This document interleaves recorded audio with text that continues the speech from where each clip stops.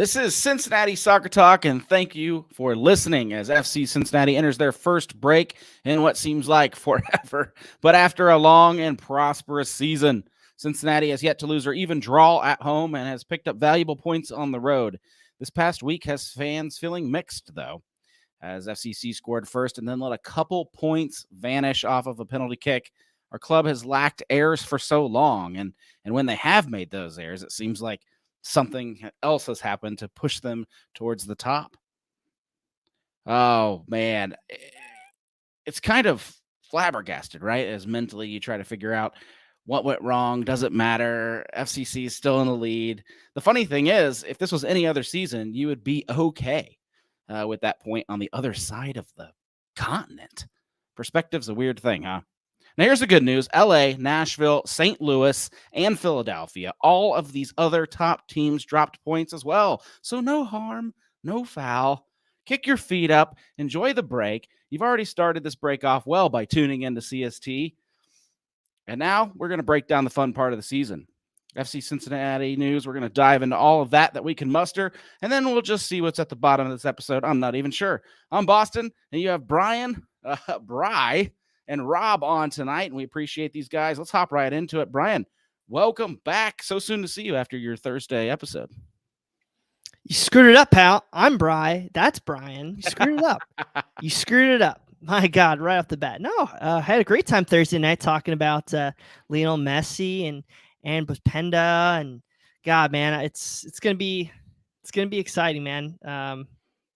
Just excited to dive into it. One little more official news on both these new players, but excited to talk about it nonetheless and see what the second half of the season holds.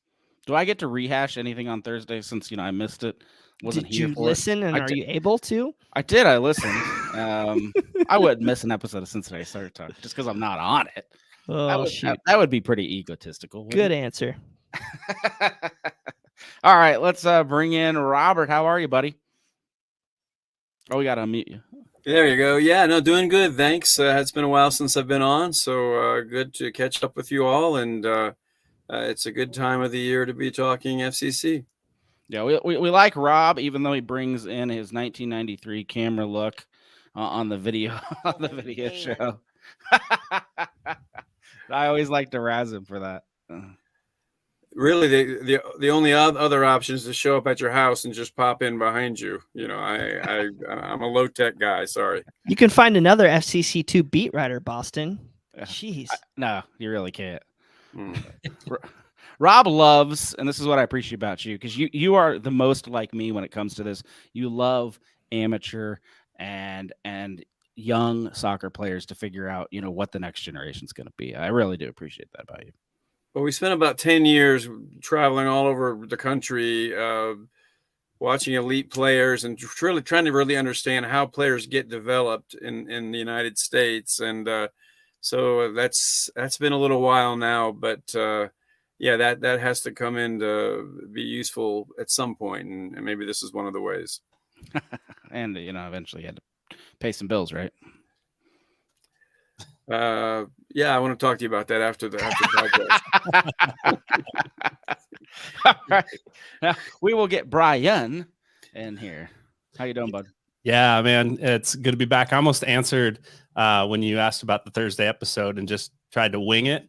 But, I figured I while I watched it and I listened, I don't know that I could have held it up very long. So it was good that you jumped in, Bry. My favorite part about Thursday was within literally 5 seconds of the show beginning, there are two guys on the chat saying, "Why is Brian Weigel still on here?" Ha! Funny.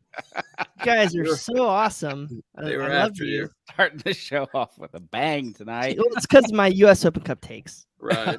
Yeah, that's true. Those are quite not popular.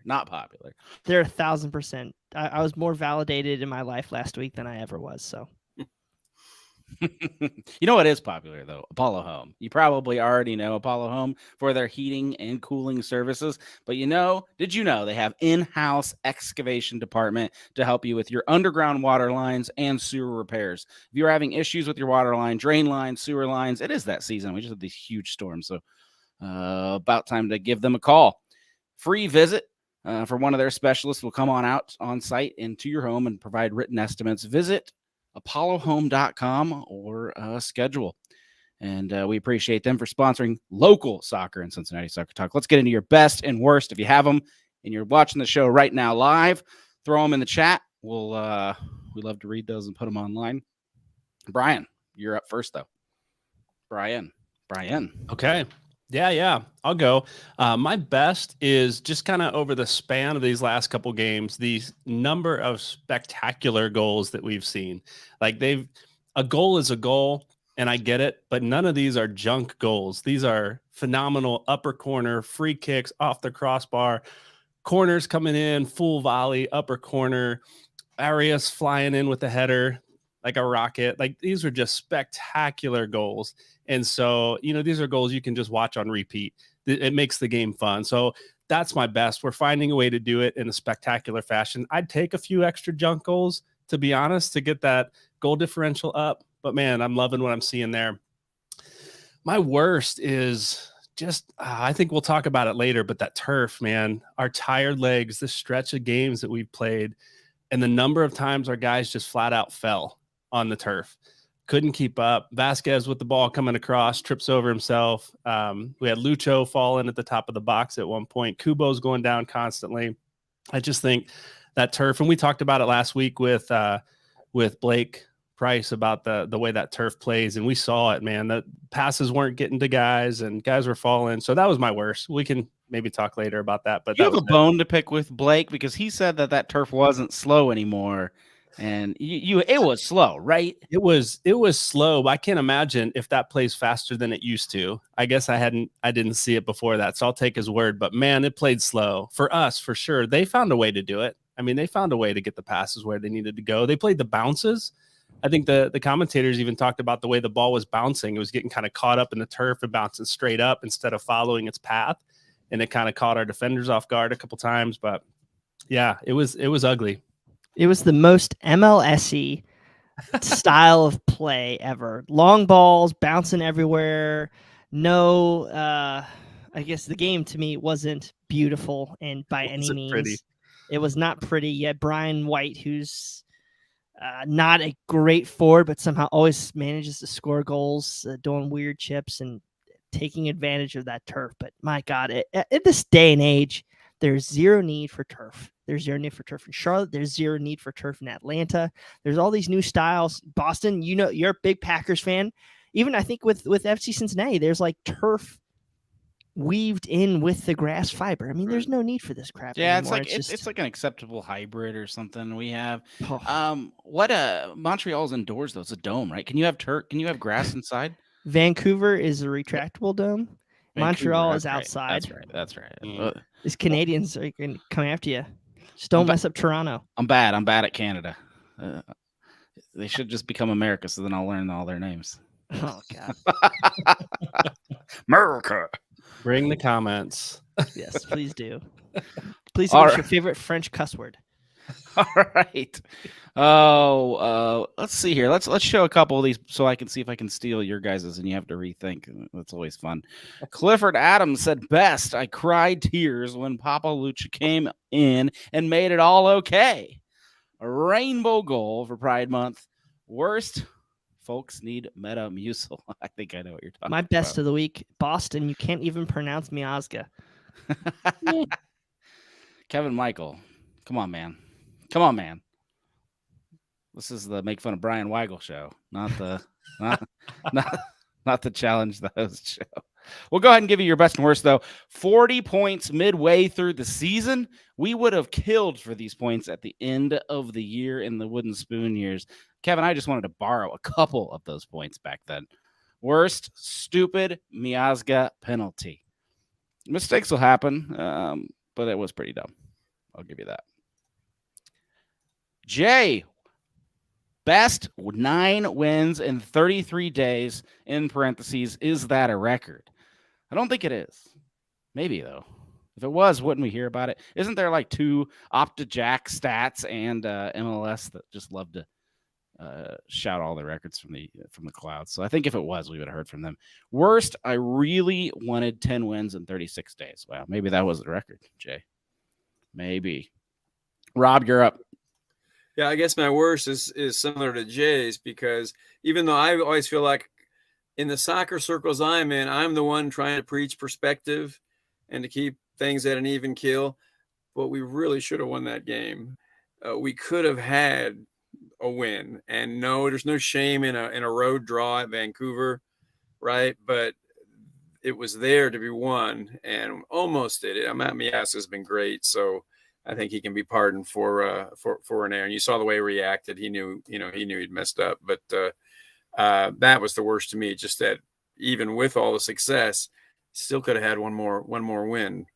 The best for me, and I selected this when I saw the question, and it's not just the goals that they've scored, but the chemistry between Lucho and Barreal, the way those two work together. The combination, you see it when Lucho gets the ball, he's almost immediately looking for Alvaro, and it might be across the field, square ball, drop ball, but the way they work together and just the technical ability of both of them, that is really a kind of a privilege to watch as a fan. And I might add that this is the last season you're going to see it probably. So it is really, really a delight. And that was something I thought. And then after I selected that, I saw the article that Nate Gilman wrote on the website today. He's got a lot of really good breakdown about just the development of Barreal and again, how those two work together. So highly recommend that for everybody to read on the CST website. Rob, do you think, like, last year I felt like Lucho was always looking for Brenner to get that first pass to, and now I feel like even though he's a left wing back, that's definitely been Barreal, how they're the Bash brothers or whatever connotation you want to put on it. It's just interesting how that's changed and how that's changed how the offense looks. Yeah, I don't know if he's dropping back farther in midfield, and so they're linking up there. If there was more counterattacking going on last year where they're going forward, and naturally he was going to have the two guys in front of him, and maybe this year there's more of a set, half field kind of possession going on, and that's where Barriel's running, and again, just the vision that they both have works out. I'm not sure exactly what it is, but yeah, I agree with you for sure that it's much more the case this year than last year. These guys are just having fun with it. They're out there practicing plays after practice, and trying to do all kinds of crazy set pieces, and then in the game when they see the right positioning, just going for it. A bunch of wild, crazy Argentinians. You gotta love it since they're on your team, right? Well, there's not too many people in the league, even just technically, who can do a lot of that stuff. I mean, it's exceptional. It really is. Yeah, two of the best there for sure. All right, Bri, I think you were first on the rundown, so of course I made you last. Give it to me. So first off, I don't think you can go back to this well too many times a year for the best, but is Lucho Acosta just not? I mean, he's inevitable. I mean, you get on the field and he does something, and I don't know how many players in this league do that on a consistent basis every friggin' week. And to me, people are saying, oh, he might be in the MVP discussion. If Saturday didn't prove that he is the most valuable player in this league, I just don't know what it is. So that's a point there. My MVP is my best of the week is off the field, and it's the message that Aaron Boupendza sends to the league, to the market. We talked a little bit about Thursday night, and I'm sure we'll talk about here again later, but instead of being quote unquote smart on your roster and going out and getting 2 or 3 players, utilizing all the mechanisms possible, we go out and basically go get a guy who is talented enough to make us even better. And that is so tough because we are the best team in the league as it stands. And we went out and got what equates to maybe a top 5 forward in this league. So to us to go out and do that, I think that shows a lot of hunger by the ownership and the general manager. And this isn't just we've been looking at him for a week. I mean, these guys scout him forever. They hit all the metrics that they want, and they know what they're going to get when they come in. And with this being such the biggest signing in Albright's tenure, I mean, it's a message being sent. So I'm very excited about that.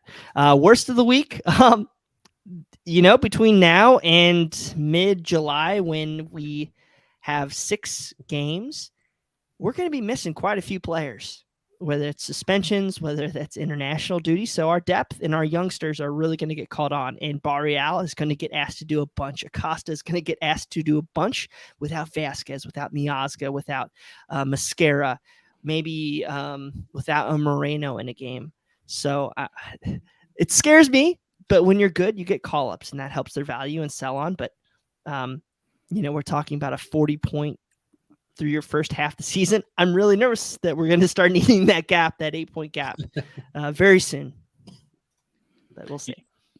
You were talking about, I'm going to flip back to your best, the signing that Chris Albright made. I found this interesting. Cincinnati Soccer Talk has a lot of roster, budget, math guys. I don't know how we ended up with all these nerds, but we have them. And it's made our website pretty cool because we've got the roster tracker. And I know a lot of people around FC Cincinnati land, including other media outlets and even other teams sometimes and other podcasts we hear, go check out what our roster tracker is doing.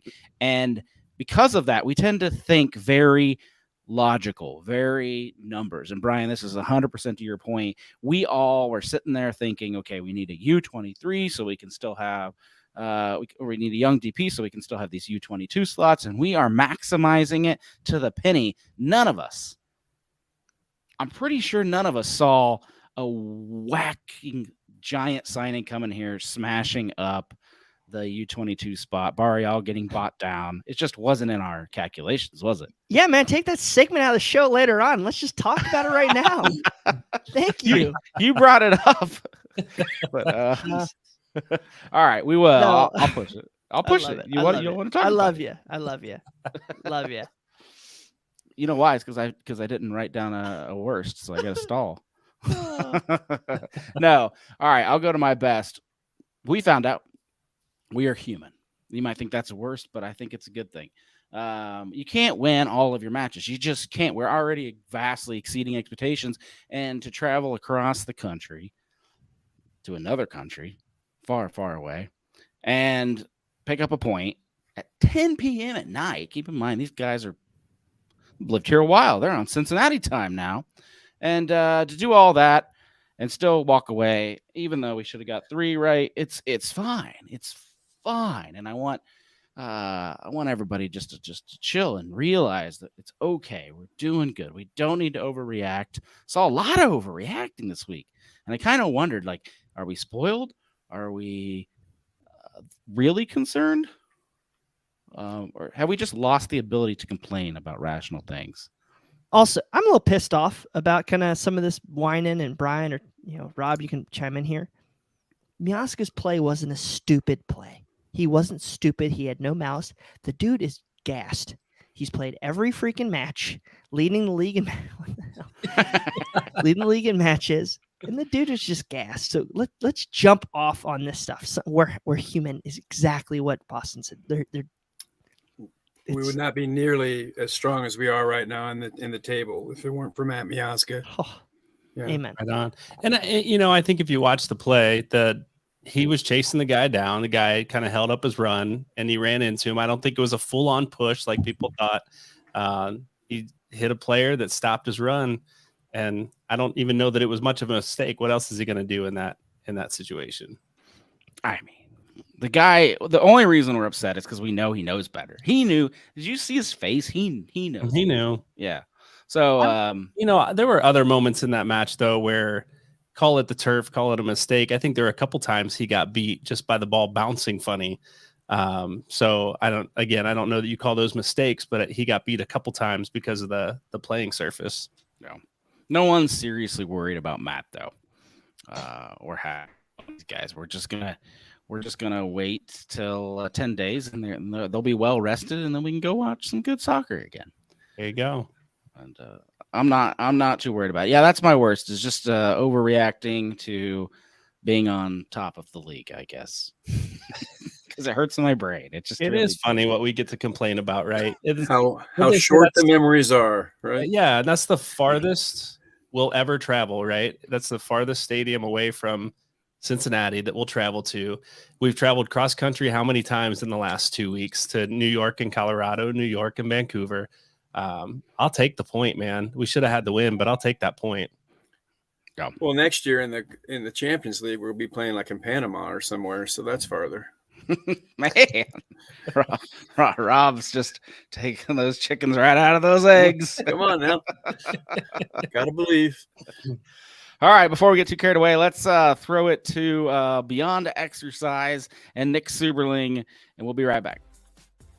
Beyond Exercise is a locally owned physical therapy and fitness facility that helps people prevent and rehab from injuries, improve fitness and athleticism, and recover from strains of daily life. In fact, they've worked with a couple of your FCC starting 11 over the past 3 off seasons.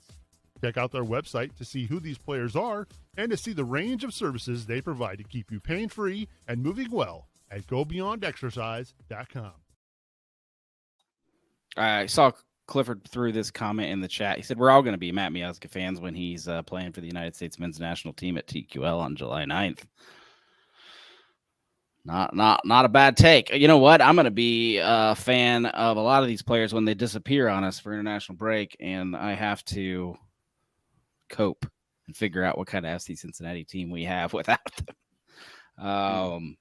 But before we get into all that, let's get into FC Cincinnati over the past week. It might seem like ancient memory, but believe it or not, very recently, FC Cincinnati beat Pittsburgh 3-1 at home to advance in the U.S. Open Cup semifinals versus Messi and Inter Miami. And then there's all kinds of weird hosting scenarios. There's like 4 teams, 4 different hosting scenarios. So Houston is going to host Real Salt Lake. And then depending on the winner there, we could host a final. We could not host a final. We have to beat Messi. There's a whole lot of things going on there. Brian, I know you are super pumped. Now that we have won a quarterfinal game, there's only 2 games left. Tell me you have changed your opinion on the U.S. Open Cup. It is now important. You have to admit it. Put your whiskey down and admit it. I thought you were talking to the guy below me on the screen again. Oh, no. I use your full name when I'm mad at you. It's okay. Brian John. No, of course not. I don't give a... The nicest thing that happened this past week out of the U.S. Open Cup was that their media team actually responded to me quickly. So I will say that gives them a little bit of a point better to answer questions. But until there's genuine interest in media partners and building of stories and investment on the pitch, off the pitch by MLS teams, whatever. I mean, I'm glad we're there and I really want to win it. I want to win one time and then forget about it like everybody else. The only reason why this is going to be awesome is because Lionel Messi might play. Honestly, like, I mean, yeah, this is great semifinal, like good feelings all, but like the only reason why this is a fever pitch is because Lionel Messi might play. Outside of Leagues Cup, Miami is looking really, really unlikely to challenge a Supporters Shield. This is Messi's chance. This Open Cup, we're playing spoilers to Messi for probably the only championship he can go for. How about that for a storyline? I would love that. Messi, Miazga, get Miazga, give him some rest, get him out there, and let's watch him take Messi out. I deleted the image too. Damn it! I saw that. Yep.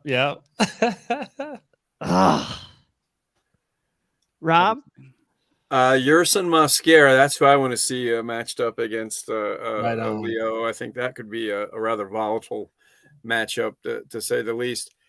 I have a question for you, though. Would there be any chance that YouTube or Bleacher Report or whoever it is would sell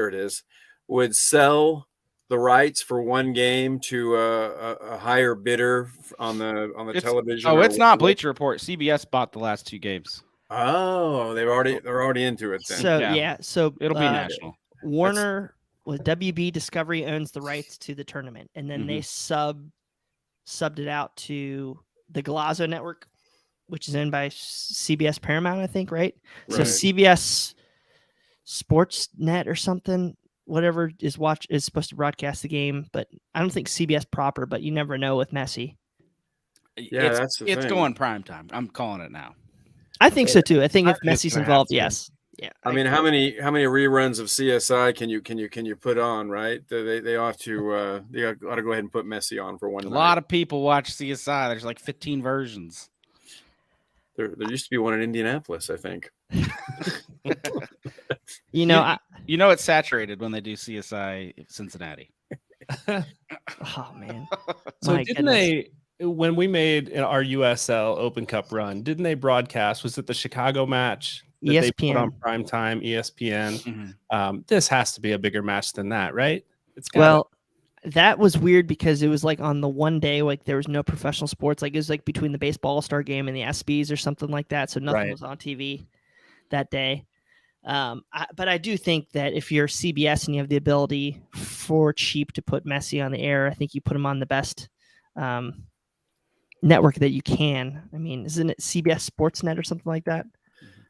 Right. They show games. I mean, it is on CBS Sports it's on TV, DirecTV and all of that, right? And it's different than the Galazzo network or Tubi. Let's see. So we have a story in the hopper about the positives and negatives of the U.S. Open Cup, and I thought I canceled that story. yeah, we're still refining that, Boston. I kind of came out a little hard, but in all seriousness, if Messi being involved generates storylines and gets TV partners involved in it, that can only be great things for the U.S. Open Cup. Until that's regular and consistent, it's just a blip.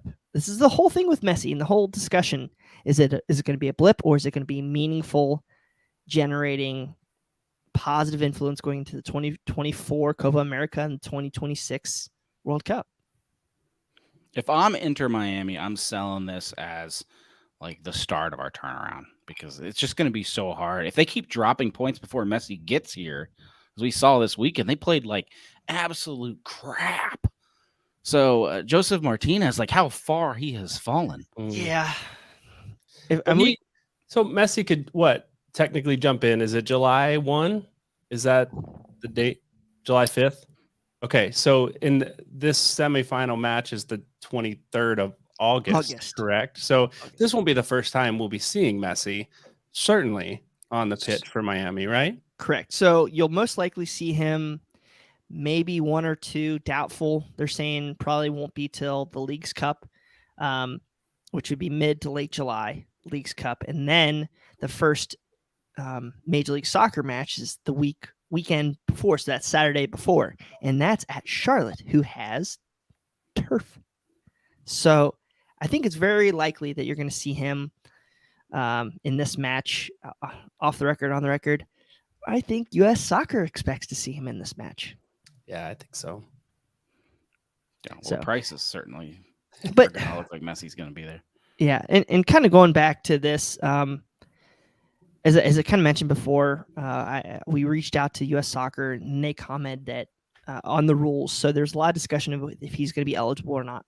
So there's two sections in the U.S. Open Cup that deal with roster availability, and one applies to the open division teams, which is all the amateur teams coming in before like round one. And you have very specific, because those teams really just rotate players all over the country. So those are significantly more limited. But then when you get to the professional rounds, it's literally 2 p.m. the day before. So as long as he's registered, he will be eligible to play. Same with Boupendza. They should be allowed to play. It happened last year with Nicholas Gioacchini with Orlando City, who's now at St. Louis, I think. He played, came in late July. So I think you got to expect to see him. Now you're talking about the Messi difference. You're going to see some changes here in the next 2-3 weeks, I think, when that probably right around the 1st of July, a week before the transfer window opens, that I think you're going to see some changes rolling out from MLS, because Miami has to change their roster.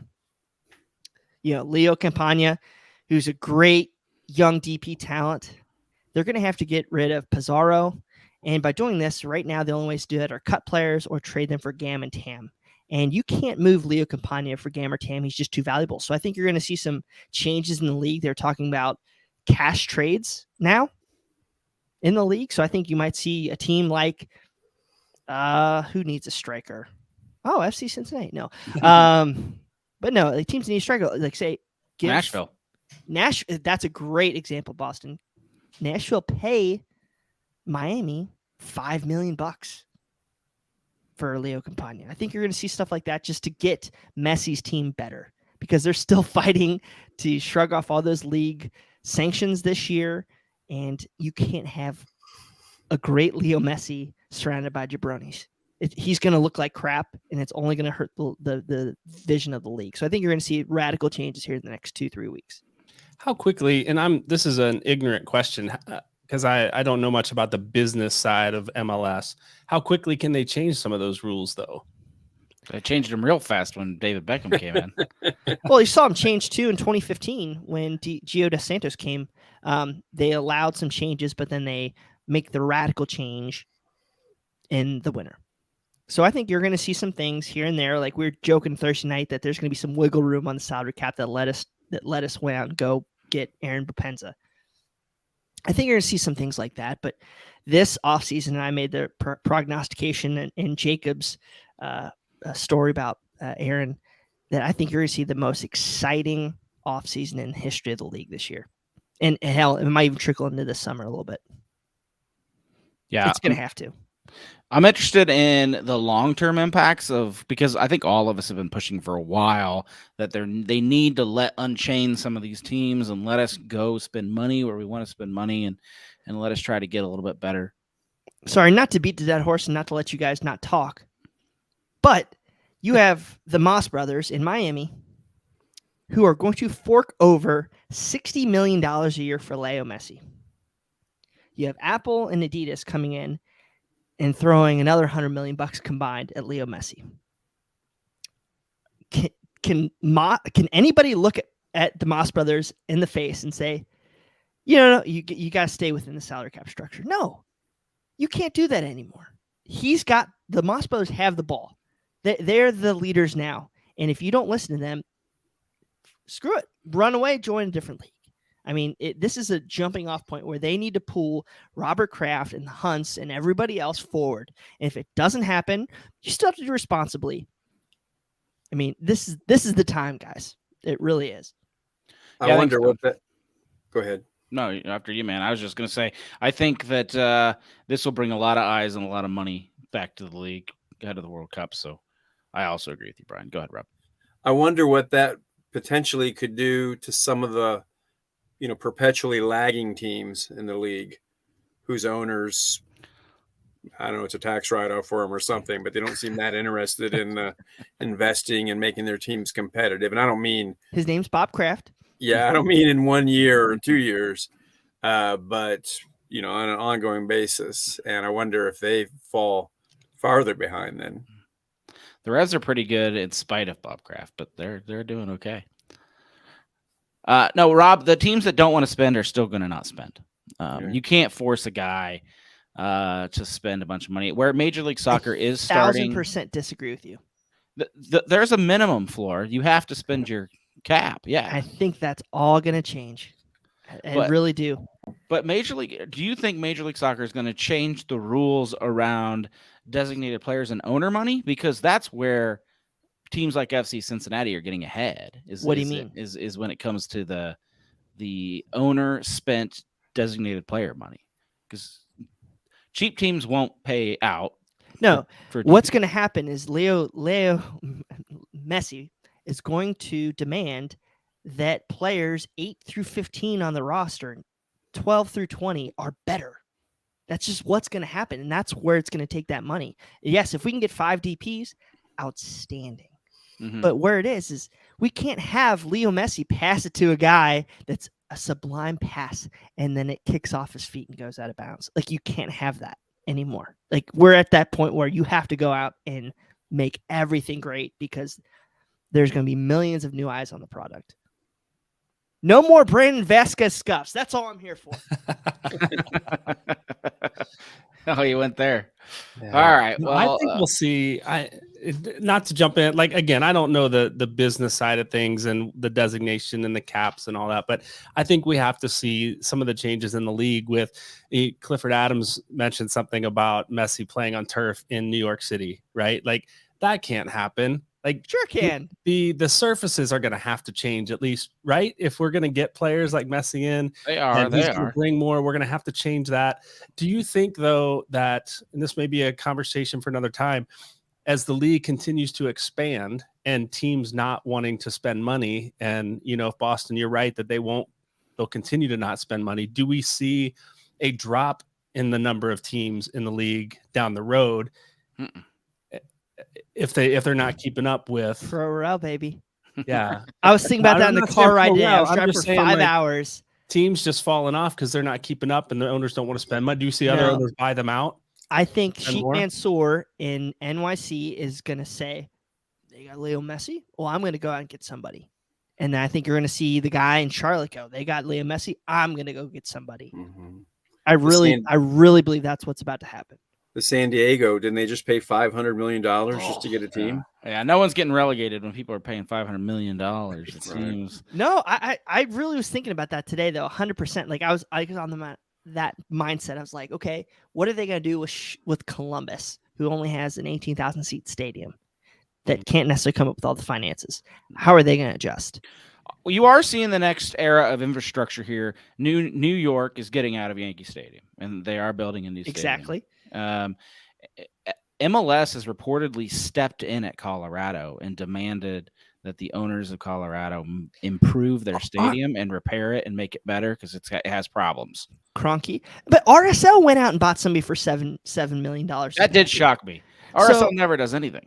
So Mallory Renderly, hopefully Mallory, I'm sorry if I screwed that. Zlatan didn't travel to away games on turf. Well, he actually played in Cincinnati on turf. So she's genuinely right, though. He did sit out a lot of turf games. He did do that, but I think that you're going to see him be selective. I really do. And honestly, and I'm sure if you listen to every podcast around the country, like they're talking about like Charlotte putting down grass for one game, like ludicrous. I would rather play on turf than those crap pitches. But yeah, it's just going to be it's going to be a game changer. And that's why I'm so glad we have 40 points right now, because we're going to need every single one of those going down the stretch if we are up to the cap limit. So I can't argue with that one. Yeah, we got to get through. It's funny. We were so worried about the travel stretch, the congestion stretch, which is really this last 10 spree of games that we had. We all came out of that much better than we thought. The next big stretch, in my opinion, is going to be this weird, what I'm going to call the international stretch, where we're losing players right and left. So that's going to be a whole different style of navigating, and we're going to have to rely on young guys, different guys. We saw a little bit of that in this last match versus Vancouver. In a way, we sat Acosta. We hoped we could get the goals ahead of the time before we had to bring in our star. Didn't happen. But were you happy to see him get rest, guys? I mean, from a fan perspective, you always want to see your best team out there all the time. But the reality of it is there's a medical team, and they're telling, the coach, he can't keep playing all the time. He played in that U.S. Open Cup match. You might have thought that's when they would have rested him. But for whatever reason, they did it that way. And they are going to have to manage minutes. I mean, it's just a long season. The games are close together. What's that? So Acosta duct tapes that guy's mouth and locks him in his locker every week. You never heard of amphetamines, Robert? Or cortisone injections too, right? But no, I mean they are going to have to do that, and so you'll see that as especially when they keep trying to cram more competitions into the same amount of time each season. It's unfortunately part of it, but. I do feel like even when I realized, I think, Brian, you brought it up on our Slack channel about we're going to be missing Miazga and Yerson for one game anyway, and other guys are going to have to come in. Actually, we've got some options. Now, time will tell if they're good enough to help us keep performing that well, but I think they've actually prepared a little bit in advance for this. Dude, we're going to see Nick Hagglund, Joey Apunanu, and Ian Murphy versus Bernadeschi and Insigne. I'm scared already. That's giving me nightmares, pal. Don't underestimate Nick. Bernadeschi's in my pocket, Hagglund. All right. Obi Wobodo is going to have a game, and then he's going to get sat the next week because of yellow card accumulation. Is he? What's he sitting on now? 4? I know we 4. talked about this last week. He's got 4 now. Somebody picked one up that is going to be missing. What's Jeff Cameron doing? Mascara got the yellow. Oh yeah, so Mascara's the one out now, right? He's out next week. He's gone anyway. He's so with, cool. Yeah, he's an international duty. Does that count? That still counts, right? Counts for what do you mean? Like if he's gonna be gone on international break, but he still serves his time, so we killed 2 birds with 1 stone. No, he doesn't have a suspension now. He's got one more card to get one, doesn't he? No, Mascara. Yeah, he got his 5th. Not he Obi. did. Mascara did. Yeah. Okay. Well, yeah. Why shouldn't it? Kevin Michael Cameron just played in the TST. Let's go short-term loan. Short-term signing, 10-day. Did they do that 10-day? Was it NBA D League contracts in Major League Soccer when you do that? I'd rather take my chances with FCC2 players. Just saying. Oh, I want to see what we got. I'm excited to see the kids, but God, that's a hell of a. Hey, Joey, you want your first MLS start? Play against the 2 best players in Major League Soccer. Have fun with that. You didn't watch the game the other night, did you? Boston, the FCC2 game down in Orlando. No, not in Orlando. I didn't think so. Hey, it's harder for those guys to travel on the road. No, I'm not being too harsh on him. I'm just, it's look. I think Some Ian Murphy shade. has come on. Ian Murphy has come on pretty well this year. Yerson's gone for just the 1 game, and Hagglund is he's a gamer. It is what he is. And I think Joey, and I watch him a lot with FCC2, and he's been in with the first team a little bit. I think he's a pretty good player. I think he could do pretty well, even though he had a bit of a calamity when he was on, and I can't remember the match it was now, but he should have been a penalty against him. But I think he has something to offer. Something we saw this week was Alvis Powell, center back. Yeah. I think he's acquitted himself fine. I think he can handle that right center back spot. Does Ian Murphy slide over right in the middle then? Is that who we play there? God. Who takes that spot? I have no idea. That's the question. I think we can fill the left and the right center back spots. It's that key center back that I think we're missing the most. I heard league best Pat Noonan did real well in the skills competition today. Sign a one game contract.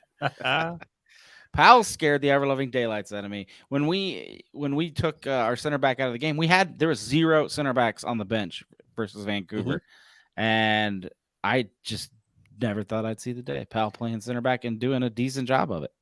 Yeah. Jeff Tebbets, Insigne and Bernadeschi are the best in MLS. Are we rewriting recent history? Well, okay, maybe the best solo players, but their team play is terrible. But did you see Insigne's goal? It was a nice goal. That beat Lucho's goal for the week. So, it was fine. It was fine. It was an okay goal. Somebody needs to watch MLS 360 more, Boston. I did. I watched it live. It was literally the thing that saved him in that match was that one act of brilliance. But it's something we see that every week versus either Acosta or Barrial does it every week. I was gonna say, are we comparing goals? Like, how does it compare to Barrial's goal then? Yeah, that was insane. Touche. There we go. All right, 40 points halfway through the season. Brian has 80-point form in parentheses. What kind of setup is that? Yeah, so if you multiply 40 times 2, because it's 34 games, it's math, algebra. You're the accountant. You know what? I'm watching you walk me into this. You're walking me into this. FC Cincinnati has a record first half of the season, and you are implying that means they can have a record second half of the season. Yeah, I mean, we got a star striker coming in. You have Brandon Vasquez not playing exceptionally well. You have Obi Wobodo, who's playing like 80% right now because he's still fighting his injury. You have a lot of growth. You got Arias there. I'm not saying we're going to get 80, but even still with losing 2 players, there's a ton to look forward to. Aren't for you improvement. worried? Aren't you worried? Don't you have some kind of responsibility towards the fans for not lifting their hopes up so high that if anything goes wrong, it just falls to the ground and smashes into a million pieces? If they just heard our whole last conversation about missing our entire back line that's been about best in the MLS for how many games now, right? The 80.4, man, I don't know that anybody's getting their hopes up that high. So I have a theory that instead of parking the bus, we're just going to say, let's beat teams 3-2. And let's go back to the 2023 version of FC Cincinnati when we were leaky, but we took risks. Might as well. Might as well have to with the stretch of games coming up. If we're gonna have to, because it's murderer's row.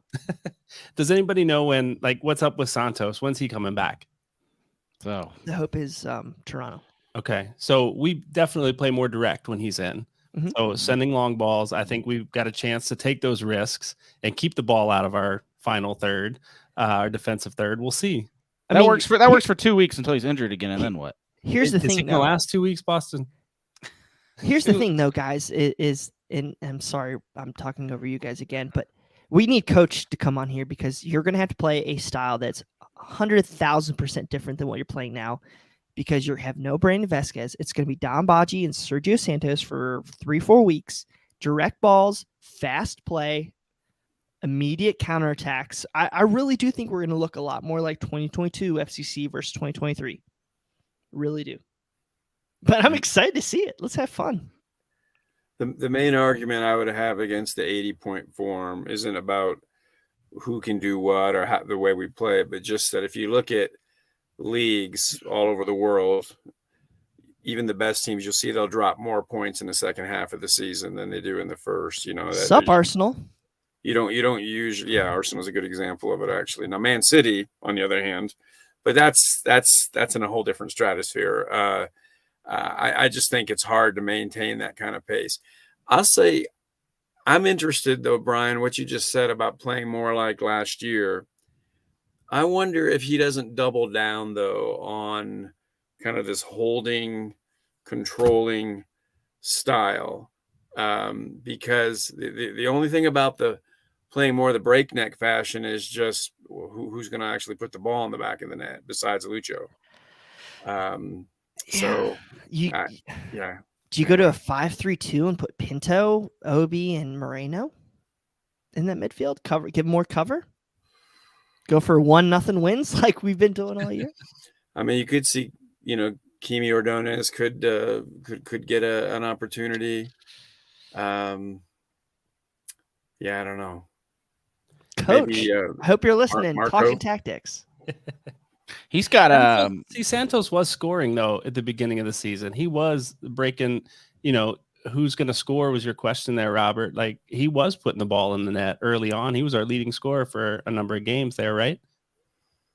I don't know that he'll keep that form up, but I think he's shown he's capable. Last year, I was a little concerned he could, break out. He had the speed to get around people and draw cards, but I didn't see him putting the ball in the net until the beginning of this season. He's capable of scoring a goal. I haven't seen him on a sustained basis, be a guy carrying a team offensively. I mean, we'll see. Right. But Gator Zones asked, do you play 2 center backs?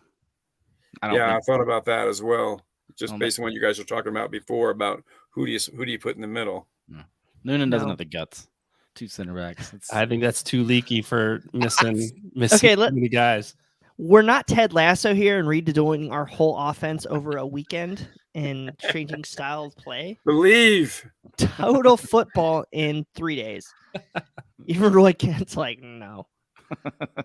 But I will say, though, Noonan's not giving us much of a reason to question him. So going in, he knew this was a potential. He knew this was coming. I think he's got plans for whether it's changing the formation. We've seen him put some guys in some different spots with Kubo at the 10 a couple times here recently. And just giving it a shot, knowing what's coming. I think he's trying to get some guys some experience. I don't know what formation we'll see, but I think he's ready for it. Kubo gives the ball away. There's In Pat, we trust. That's always such a good take because he's never done anything. One of these days he's gonna have a bad spree of games, Brian. And you can't go to the Pat Noonan safety take. Just saying. And they are going to hire. They could hire him to be the U.S. national team coach too. So, whoa! Slow your roll there. Slow As down. long as we got Paul Rogers back there giving Roman tips, I'm okay. I feel like Robert's come in a couple times already where we're on highs and he says something and go, oh. Just it's possible they're going to hire somebody here in the next month or so. You're right. Yeah, I can't argue with it. We've got world-class coaches, world-class fans, world-class players, and world-class supporters of Cincinnati Soccer Talk. We are pleased, and we want to give a big shout-out to everyone that supports our Patreon page. Brand new supporter this week. This helps pay the bills. This helps keep CST running and free for everybody. There's no blackouts on CincinnatiSoccerTalk.com, and that's thanks to these people. Red Lee, John Davidson, Mike Hudson, Laurel Failer, Matthew Adamczyk, Riley Stephen Burke, James Denbrough, Tom Newhouse, Brian Weigel, Brian Gills, Dan Alberts, Will Kychek, Ian Rexroad, Carl Fight, Christina Sharma, Kyle Pohl, Rupesh, Tom Beaversdorf, Jason, who is super average, John Haskell, Ryan Ernst, Mary Lou, Wes Anastasi, Rob Pierce, Clifford Adams, Thomas Steffs, Pierce Johnson, Mike Parentis, David Wiederhold, Rob Gassell, Brad Weigel, Kevin Day, Paul Hedger, Jamie Smed, Alex Kernigas, Dave Tingler, Patrick Lahani, Mike Bowman, Brett Sova, Kevin Cooney, Joe Max, Jack Emery, Sarah Gorman, David Moore, Bob Ryan, Ryan Durkin, Bart Labita, Rob Triple, Joe Lohr, Bill Leopold, Maureen DeMoray, Jose, David Myers, John Gaffardi, Olympico, Joseph of Hanger at 937, Jackson Fight, Justin Blair, Kyle Phillips, Ashley Newhouse, who is in first place now in the Growler Cup. Shout out Ashley.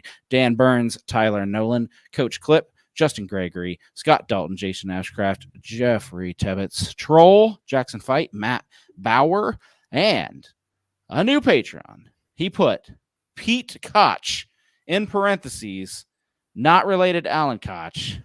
The man is afraid of being associated with the former head coach of FC Cincinnati. Thank you, Pete, for supporting CST. We promise we will not, although it was suspicious that you called that out. Now I kind of think you're like his cousin and you're supporting us. But anyway, thanks for your support. You can also support CincinnatiSoccerTalk.com on our Patreon page or over on the website if you click the support tab and join us. Guys, you want to talk, hey, chat, you want to talk about Vasquez, the Vasquez slump, or do you just want us to skip right over it?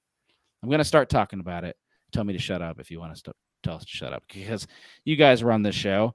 But it was a big topic this week. It was a very big topic this week. People are starting to get unhappy with Brandon Vasquez, and I want to get these guys' take to figure out if it's just hogwash. Where else are you going to go? Are we looking for a volunteer to start? You're the man. Good strikers, as long as there have been good strikers all over the world, have rises and dips in their form. And it's similar to the overreaction to not getting a win on Saturday. There's an overreaction out there to him not scoring as many goals. He had a really good year last year, an exceptional year. I still think he can come through. If he scores 10 goals this year, are you going to say that's a bad year? I think he's very much capable of doing that. Yeah, there's been some misses, but I don't see him. He hasn't stopped working. He still has that combination of size and speed that make him so impressive. He still has ability in the air. There's been a lot of changes and nuances and dynamic of the way the team attacks this year. I think that's impacted him some, but I like his attitude. I'm still a big fan of his ability, and I expect him to come good before the season's over. I think I would be probably more likely to be on the train of let's get him out and put someone else in if he wasn't getting in the spots that he continues to put himself. He's still making tricky runs. He's still getting behind defenders. He's still getting the ball in there. He's not finishing. I know that's the point. I think the guy's in his head. I think he's looking at last year and feeling the pressure that everybody else is feeling for him too, that I was finishing these last time, and you've seen guys make mental mistakes. I think he's in a slump, but he's still making the runs. The ball's still getting to his feet. He's tripping over him sometimes. Ball's still getting to his head. He's putting it over the goal, but he's still getting there. So I think he's got some left in him. He's still working hard. He still knows how to get to the goal. I think it's just a matter of getting out of his head and quit overthinking. When has Brandon been at his best? Go ahead, Brian. So great point, Brian. He spelled it with a Y. So We know. you guys are gonna make me that guy tonight, huh? So at what point does Pat Noonan look at Brandon and goes, he's not scoring? Yeah, he's doing good things, but I got Aaron coming in. Brandon's probably out this winter. When do I start thinking about other ways to mold this team? I don't think we're there yet, but I think that he himself has put himself in this position. He was riding high, and we had no doubts on him, and he's put a lot of doubts in our head. I like Brandon. I think he does a lot of good things, but I'm not as high as I was on him. I teed it up for Bry. He didn't take it, so we're gonna take it to Joshua on YouTube, who has the best take of the night, in my opinion. We've seen what Brandon Vasquez can do with a high-quality striking partner. He's about to get another one. No shade to Dom Baji. Okay. But this is going to be more of a threat, and he will demand the attention. But that's not what $1 million striker does. $1 million striker demands the attention and still pulls through, and he's not doing it right now. So I like Brandon. I think he does a lot of positive things, but he needs to get off his butt and score goals. He's not even a DP. He's $1 million player. That's huge in this league. He's a TAM player. He would be a DP 3 years ago. A lot of teams have their DP up top, and we don't. So my take is Brandon's always been at his best when FC Cincinnati has at least 3 to 4 players that are just absolutely scary, and you make a defense pick their poison. And Barreal coming into his own, you have to watch that left flank now. Acosta, you have to stay on him. Vancouver played zone against us, and it just at times broke down for them, and they're lucky, really. FC Cincinnati didn't win that game.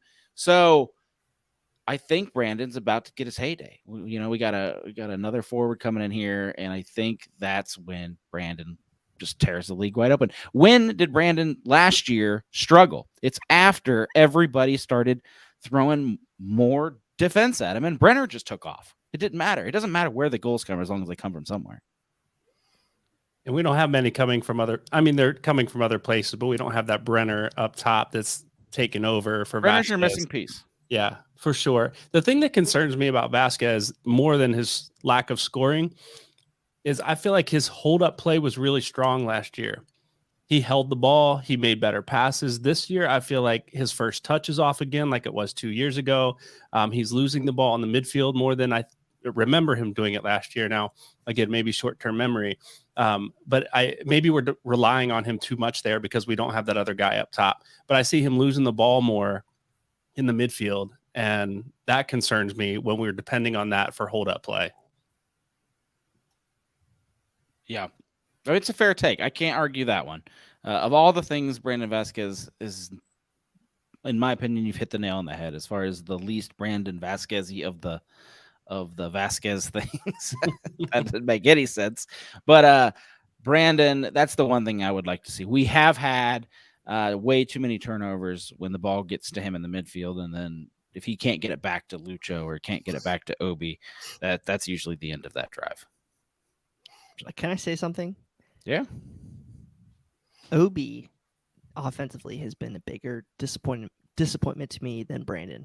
I wish Brandon would score more, but last year Obi was getting into spaces. I just feel like he's been a little injured this year to get forward. So, Coach, prove me wrong.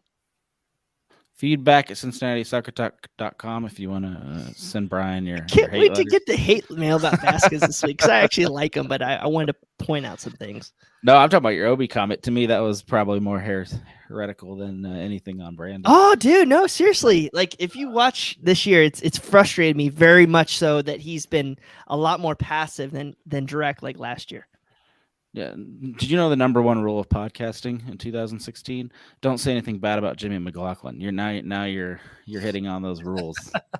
Dude, I would love to see him. Dude, the way he's putting in goals at the soccer tournament, let's go. Short-term signing there. Let's go. I'm just saying every year there's a Jimmy. And Obi might be our Jimmy. Oh, Alvaro Barreal. 110% Alvaro Barreal.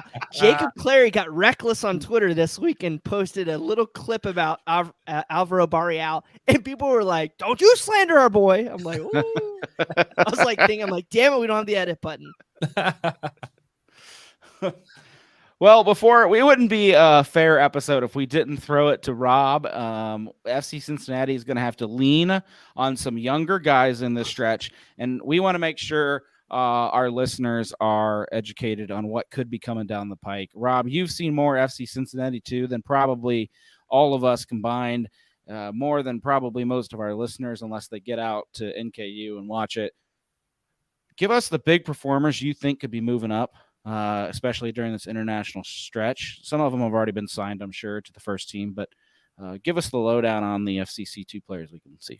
Yeah, I've enjoyed driving down from Indy to cover the weekend home games as far as as well as watching them online. And I think they've got a good program. I think the first team are getting more involved this year and trying to have the FCC2 replicate what the first team does. The strength and conditioning, a lot of things like that. Now, they already signed Gerardo Valenzuela Dado to the first team, Kimi Ordonez as well. And those are probably the two guys who you're going to see. And, of course, Joey Akpanonu comes down and plays with FC2 a lot. Those are probably the highest profile names, as well as some backup goalkeepers. But there's a guy I like, plays left wing back for them, Brett Halsey. And I think he was on the bench for the first team a couple of times. He shows me a lot of promise. He's got a really good soccer brain, gets forward on the left with a real good feet. I'd like to see him grow a little bit. And obviously we don't always have control over these things.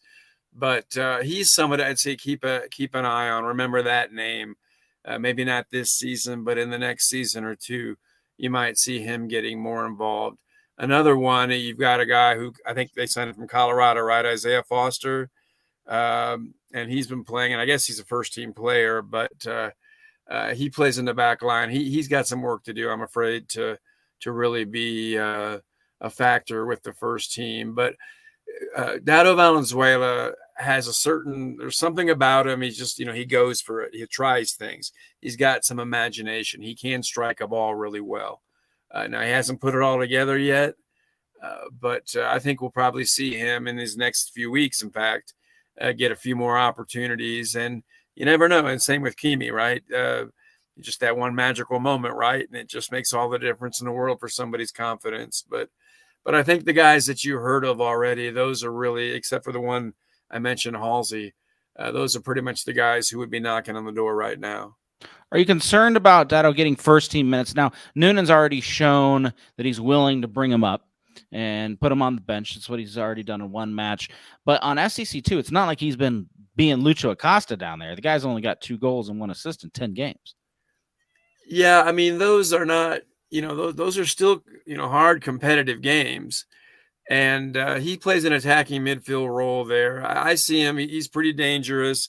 Like I said, he tries things. He does things. It's not, what is the record? 3-3-6, I think. It's not some kind of powerhouse team by any means. But when you watch them play, when he's on the field, he stands out. Just in terms of his ability, his thinking. And so, he's got some work to do to be, well, I guess most everyone has work to do to be Lucho, but I wouldn't expect it to be like a video game for these guys to come in and just be dominating on the field. But I think he shows the things that at least given him that opportunity. All And, right. and I think I was going to say I think they'll continue, even though they're with the first team. They'll continue to let them drop down and play full games with FCC too, because they need minutes under their belt. Fair enough. Fair enough. We appreciate you giving us that take. I always like your perspective, Robin. I'm glad you're on tonight. Let's get into the final thoughts. We will throw it to Bry first for his final thought.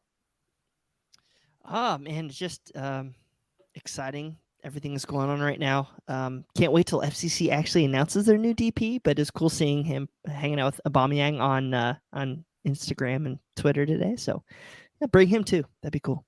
So, just enjoy everything. Have a great weekend. Have a happy Father's Day weekend, and yeah, just keep going. All right. Thank you, Rob. Final thoughts, please. I guess I should piggyback on that and just give a shout out to my 85-year-old dad, and love you, and happy Father's Day to you. From a soccer perspective, this isn't the team that Brandon and Miyazi are going to be playing on, but the USA does play Mexico on Thursday in the Nations League semifinal. That's always worthwhile to watch. So I'm looking forward to that one, apart from the FCC games. Yeah, you need something to hold you over. It's going to be a boring weekend. Brian. Yeah, my final thought really this week, I was just trying to figure out what I was going to do with myself for the next, 10 days or whatever. We've got that rest. And then I remembered, gosh, a few weeks ago, I spent my anniversary watching an FCC match instead of going to dinner with my wife like she had asked. So, yeah, I'd hate to admit that in public on air like this, but we'll probably do some dinner or something instead of watching soccer Saturday night. Yeah, you better. And yeah, make up for it. Get all your guys, all of you, get all the time in with families this weekend, because we're going to need you down the stretch. And so I need all the brownie points you can muster with kids, wives, whoever you have to, so that we can cash those in here in the second half of the season. CST, these are the weeks, guys. Suck up. Get them in now. That way I can call on you and steal you away whenever I want. Appreciate it. Appreciate all the work you do. Thanks everybody for listening to the show. Enjoy your weekend. Find an extra I don't know. Whatever's out there to be done. No FC Cincinnati. Sorry about your luck and mine. We'll see you next week.